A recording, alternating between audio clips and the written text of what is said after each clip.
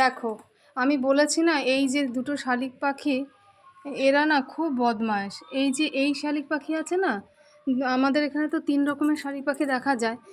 একবার তো ওদের ডিমগুলোকে মানে পুরো ফেলে ফাটিয়ে দিল। এই দেখো আবার আবার এই দুটো শালিক পাখি ওই পাখিটাকে কিভাবে টর্চার করছে। মানে ওদের তো মারবে গায়ের জোর। এই দেখো দেখো, গায়ের জোর। এখন ওই ডিমগুলোকে আবার ওরা ফেলে দেবে, মানে ওকে কিছুতেই বাচ্চা ওখানে হতে দেবে না। এর আগের বছর তো বাচ্চাগুলোকে, দুটো বাচ্চাকে তো মেরেই ফেলেছে, আর দুটো কোনোভাবে হয়ে বেঁচে বেরিয়েছে। এই যে কী আরম্ভ করেছে, আমি বা কী করে ওদের ঠেকাই, মানে কী করে ওদের আমি ইয়ে করবো। এই মাত্র দেখছি ওদের বাসার মধ্যে ঢুকে কিছু একটা করছিল। এই যে দেখো, এই এই যে শালিক পাখিটা, যে কালো কালো রঙের শালিক পাখি, ওকে ওর ডিম একবার একবার 4টে ডিম পুরো ফাটিয়ে দিল। আবার এই ডিমটা মনে হয় আবার ফাটাবে, ফেলে দেবে।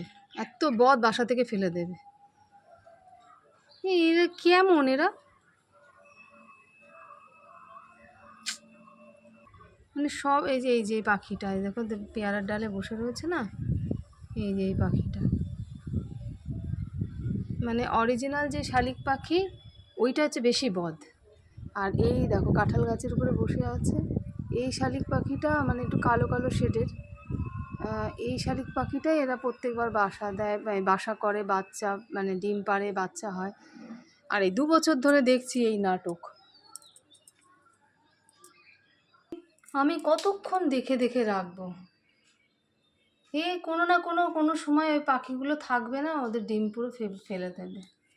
ওরা বুঝে গেছে এখানে যে 4টে ডিম আবার পেরেছে, এটা ওরা বুঝে গেছে। ওই ডিমগুলো আবার ফেলে দেবে। ইস, আমার তো খারাপ লাগছে।